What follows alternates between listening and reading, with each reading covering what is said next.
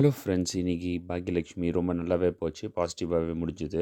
கோபிக்கிட்ட Iniya cycle கேட்குறாங்க ஸ்கூலுக்கு போகணும்னு சொல்லி. அதுக்கு ராதிகா எதுக்கு ஸ்கூலுக்கு இப்போ சைக்கிள்லாம், ஒரு வருஷம் வெயிட் பண்ண ஸ்கூட்டரே வாங்கி கொடுத்துடலாமேன்ற மாதிரி சொல்கிறாங்க.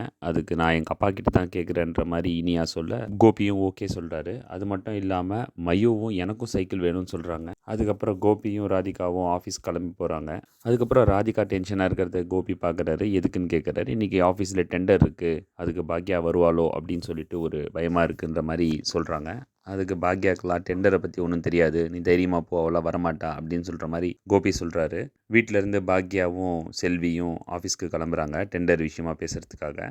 ஆஃபீஸ்க்கு வர பாக்யாவை பார்த்து ராதிகா தடுத்து நிறுத்துகிறாங்க. எங்கே வந்தீங்கன்ற மாதிரி கிண்டலாக. அதுக்கு பாக்யாவும் நாங்கள் இந்த மாதிரி டெண்டர் கோட் பண்ணியிருந்தோம், அதனால் ஆஃபீஸ் வந்திருக்கோன்ற மாதிரி சொல்கிறாங்க. எல்லோரும் டெண்டர் ரூமுக்கு வராங்க. அங்கே மேனேஜரும் வராரு. எல்லோரும் அவங்கவுங்க இன்ட்ரடியூஸ் பண்ணிக்கிறாங்க.